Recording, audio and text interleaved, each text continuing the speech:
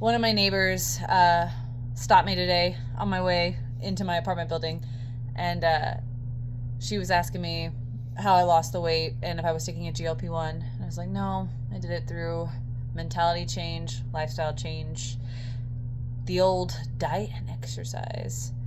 And we just had a conversation, and she actually asked me to write down some tips and tricks, and it's my current hyperfixation. It's probably going to be a lifelong hyperfixation, because why wouldn't you make your health and your ability to live in as able a body as possible, why wouldn't you make that kind of like a hyperfixation and incorporate it into your personality? And like, you don't have to make it your whole thing, but the person I am now is not the person I was not even a year ago.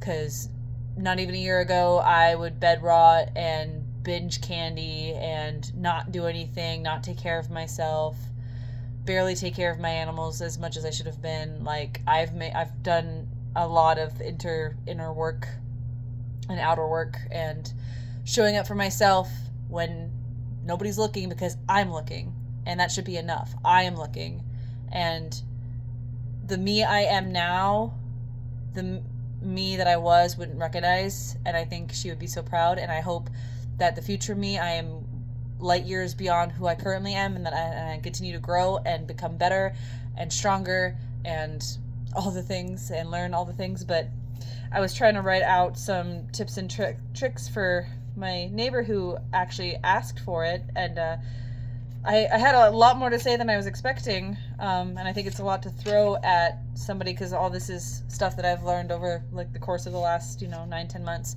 And if somebody would have thrown this at me, like all this information at me at the start, I probably would have froze up, because honestly, it is micro shift by micro shift by micro shift. You change one thing, you get good at that. You change something else, you get good at that. You change something else, and then it compounds the more you get into it. If you would have told me that I would have gone almost 7 months without having any type of sugary drink, like no juice, no sugar coffee, no calorie. The most calorie liquid I take in now is milk. Honestly, like milk. I do like Zevia, zero sugar, like sodas on occasion, but I get at least 100 ounces of just plain water, more than 100 ounces of just plain water. And then I do energy drinks once a day. That was another mentality shift too. It's like just compounding the little habit changes that I've made and expanding on it. And yesterday I was so very proud of myself, because I'm currently living in maintenance at 130 pounds, still weighing in at 129, 130 pounds. I haven't gained anything. I'm in homeostasis. I'm learning how to eat in maintenance without tracking, which has been insanely amazing. And I do intermediate fast. I do OMAD occasionally. I do TMAD occasionally, 2 meals a day occasionally. I'll pack a lunch with me, eat lunch at work, and then have dinner when I get home. And I don't really usually eat until like 1, 2 in the afternoon. Sometimes even like 3 or 4 in the afternoon, and then I'll have dinner around 7, 8, just depending. Very protein focused, fiber focused, whole food focused every day. There are days where you get to have things, and there's days where you get to also have things. It's all about changing your preferences around. Because last night, and not letting your brain trick you into things, because last night I had my turkey burger on my sweet potato, or no, I had my turkey burger with cheese, and I made a low ingredient. It was like a pizza sauce, the ragu, simple garlic pizza sauce. It's like 70 calories for 100 grams. It's so good. Mix it with some salsa and some goat cheese, and it makes an amazing dip. I portioned out a portion of Yeti chips as a part of my meal. And then my brain was like, okay, I want something sweet. And I let myself have a little bit of dark chocolate with orange peel from Natural Grocers that I got that was on sale. And my brain's like, well, now I want a sweet potato. I'm like, no, you already had your sweet thing. Just because it's a sweet potato and it's like it's healthy doesn't mean you need to also, you just had chocolate, you don't also need a sweet potato. Like, you're good, you're full, you're satiated. You don't need to keep adding more and more.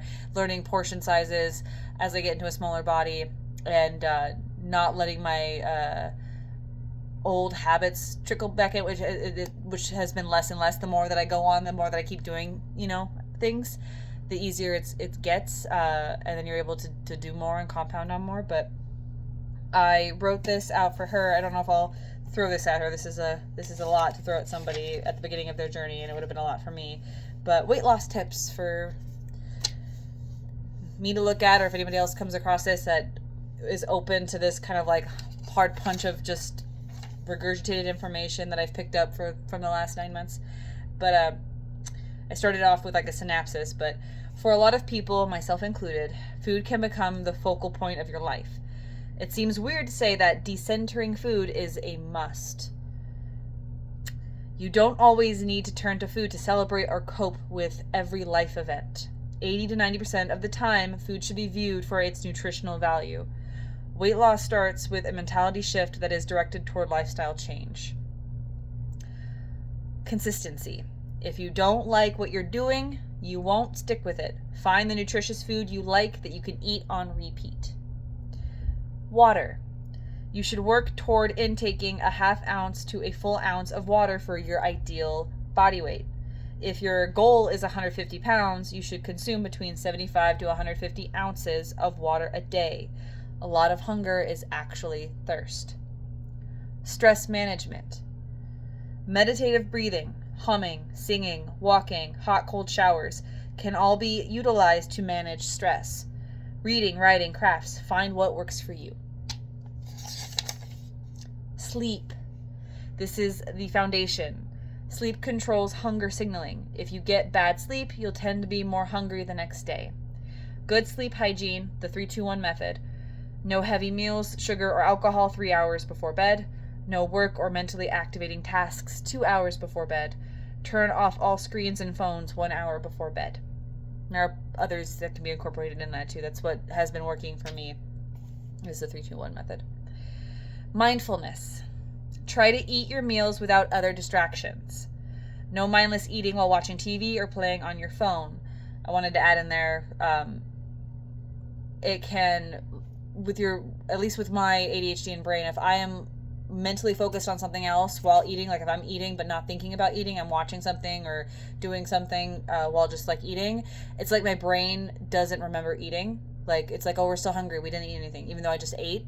I don't like remember it because I wasn't focused on it. So if you sit down and eat your food without also doing other things, I feel, for me personally, and it could help other people, it helps your brain understand what your body's doing. Because if your mind isn't focused on what your body's doing, your brain doesn't remember it happening in a way, and it takes a second for like the signals from your body to reach your brain. But I've noticed that if I actually just like mentally focus on eating, the signaling happens quicker, if that makes sense, versus having to wait for the hormonal signaling from my body to hit my brain. My brain remembers eating versus if I'm not focused on it. So make it the focus. Your meals should be when you're actually eating, especially when you get into when you lose weight and you are now smaller and you require less food to sustain yourself because you require less food. You're not eating all day like you did when you were big. The eating is less frequent, so you should enjoy it because you're going to be doing it less. So enjoy it. Especially if you're doing 1 meal a day or 2 meals a day on average, you're only eating once or twice a day. Make it the focal, make it what you focus on. But I continued on. Your portion sizes will go down as you lose weight and your floor and ceiling calories shrink. Your calorie range varies depending on your current weight and your goals. Tracking is important to gain an understanding of single portion sizes. And the amount of food you are used to eating daily will likely shrink by half or more. Prioritize protein from plant and animal sources. I kind of stopped there because there's so much information.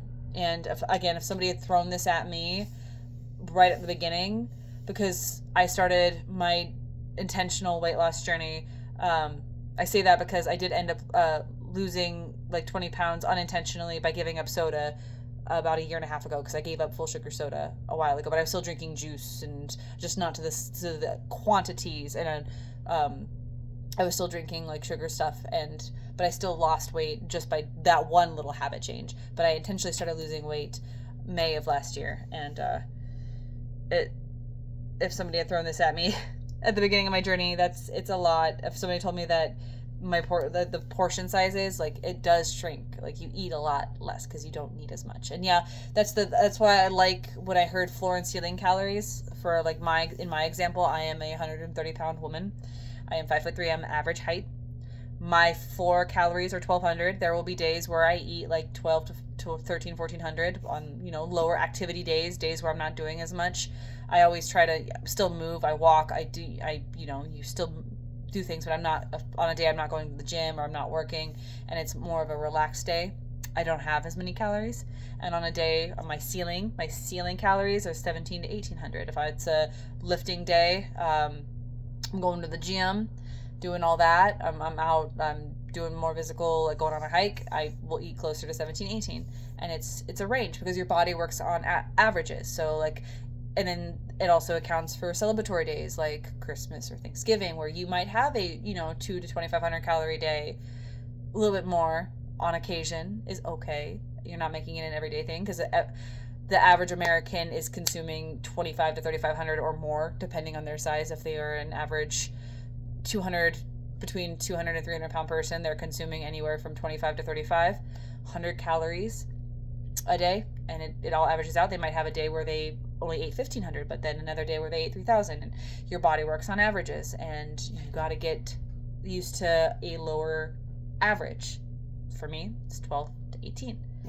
And it's getting comfortable with that, finding food that satiates me, that I enjoy, that I don't feel restricted with, and incorporating certain indulgences. I try to do monthly and not weekly because I have financial goals and I don't want to be doing crazy shit every week. So I try to do monthly. I do very, very minimum to low carb. So my one monthly indulgence usually includes getting a artisanal loaf of bread and making French toast. That is my carbohydrate indulgence and monthly indulgence that I do. I don't like spending money out to restaurants. I will do a sit down restaurant occasionally, but I absolutely refuse to spend money at fast food because that is disgusting. And when it comes to weight loss, you have to be a little bit arrogant and you have to get a little arrogant and snobbish. The whole, my body is a temple. I'm not putting trash in my body. My body is not a trash can. If I want, like, for example, I'm not a big pasta, noodle person. I can take or leave pasta and noodles. That could be a lot harder for somebody. I'm a bread person. I love bread. I have a hard time giving up bread, but I give up bread majority of the days, except for one day a month, I make French toast. That was my thing. I gave up all my carbohydrates for pasta and bread and rice. I'm not a rice person. I don't like rice. And it's also understanding, like, your diet, everyone has a diet. Whether it's you are on a junk diet or a keto diet, health, or low moderate carb, whole food diet. Like, everyone has a diet. You could have an all Twinkie diet. Everyone has a diet. Everyone eats food, and so the vast majority of what you eat is your diet, whether that's good or bad. Nutritional wise, not morally wise, nutritional wise. There are more nutritious diets than other nutritious diets. And there are certain foods that people don't have access to that they don't need to intake. You don't need to worry about, like, I have days where I do straight carnivore and all I have is just protein, nothing else. And then I do just carnivore with veggies and fruit as a sweet treat. No processed treats, no ultra processed treats. There's a time and place for ultra processed treats. And getting used to changing your preferences around, viewing how naturally sweet food as nature's candy that it was intended. Yogurt and berries is a dessert. It tastes amazing. It's full of nutrients. There is a time and place for ice cream. There's a time and place for cookies. There's a time and a place for cakes. And there's nothing wrong if you budget or if you allow yourself to have, the ultra processed version occasionally. And there's nothing also wrong with going for a more healthy version of that thing. Both have its good points. If you are somebody who's very, very health conscious and you care very much about the ingredients in your food and you want to indulge in a cookie and you go and you get a cookie that's like gluten-free, even if you don't have gluten allergies, or that's more or less processed, as minimally processed as possible, nothing wrong with that. If you're somebody that allows yourself to go to Subway and get a delicious Subway cookie, because that was one of my binges, I would go fucking eat 4 fucking Subway cookies in once. And that's not good. But if you want to have one and you let yourself have it like once or twice a month, whatever your personal preference is, and you're able to maintain, a good waist to height measurement, and you take or leave BMI. Everyone has its pros and cons, but waist to height is where it's at. If your waist measurement is less than 0.5 of your height, take your waist, divide it by your height, and you are good. And that is something you allow yourself. Nothing wrong with that. Both are valid. You can indulge in the ultra processed stuff once in a while, including if you're a McDonald's person, that's your choice. I haven't touched McDonald's in years. That was one of the things that I gave up pretty quickly, because I noticed very quickly it made me feel like shit after eating it. I don't like greasy stuff. But if that's something that you like to have, and you are able to moderate yourself, and you're able to stay healthy, and you feel good about it, and it doesn't like give you the mixed shits, kudos. Couldn't be me. I will stick with my artisanal bread that I make into French toast. But these are just some ideas, some of the things I've learned. There's more, but this is like the bare bones, basic, foundational stuff that I've come to terms with for the most part. I still struggle sometimes with getting adequate sleep. I've gotten very good about my water intake. I hit my water intake almost daily. Well, are there days where I might be a little bit of a struggle bus getting in the last few ounces that I need or whatever? Yeah, but for the most part, I'm getting my 100 ounces plus of plain water, and then I'll have my stevia or energy drink on top of that, and low calorie, or black tea, black coffee, or black tea with stevia sweetener, usually on the weekend. But weight loss doesn't have to be expensive.